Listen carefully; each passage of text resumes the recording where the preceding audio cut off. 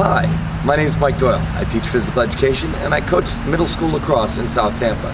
Now I'm here to talk to you today about cradling. Cradling is a skill performed to get from one place to another without dropping the ball. The idea is to move the ball back and forth using the weight of the ball in the bottom of the pocket to keep it stable while you run or while people are trying to check your stick.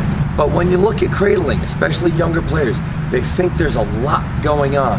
And I'm not here to point out that there's much less than you think. First of all, notice the grip. The grip is actually in the fingers, not in the palm of the hand. My thumb's not even touching my stick. When I curl my fingers, I curl them on the wide part of the stick on the sides so that my pocket is still skyward. That way, when I turn my wrist into the vertical cradling position, I still have control. My wrist is cocked and open, my thumb's not even on it, and I've got control. Cradling. First, we want to bring our stick to as close to vertical as possible without dropping the ball. From there, you notice I still have it curled in my fingers. I still have my wrist open.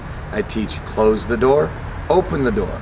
As we move our stick across our body, we close our hand, we close our wrist as like we're closing a door. Notice, if I call the open side of the stick my face, since this is the head, I want to stay face to face with my stick. I close the door, I stay face to face. Then, as I open the door, I still remain face to face, so I open my hand, I open my wrist. So I move it from shoulder to shoulder, closing and opening. Close, open. Close the door, open the door. Close the door, open.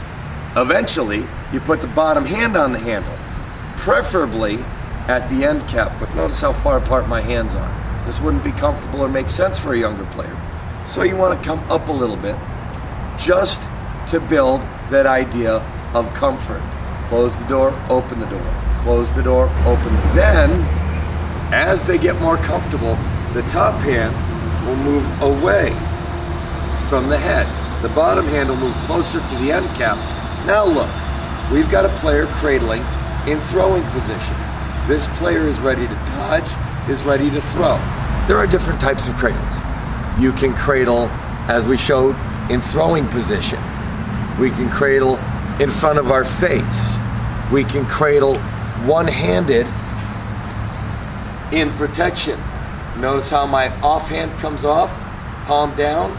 That is so that when I come out of my cradle to throw or to dodge, the handle goes right into my hand. Walking the dog is a great skill to practice to get comfortable with your stick. And, you know, a lot of younger players like the way it looks. It looks kind of cool to be able to cradle down here. It looks kind of cool to be able to cradle down here. Not everybody can do it. I can't. From there, we start talking about being able to switch hands. Whatever you teach yourself to do left-handed, you need to teach yourself to do right-handed, because a lacrosse player who can only throw with one hand is only 50% effective. In order to do a split dodge, I've got to be able to cradle from my left and into my right. In order to do a roll dodge, I've got to be able to cradle left and then right.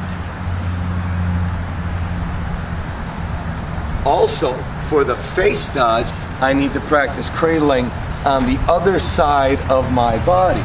Notice I'm cradling with my right hand up, but on the right side of my body, because my face dodge comes back there. I hope this video has been some help to you in learning how to cradle and how to teach it to younger players.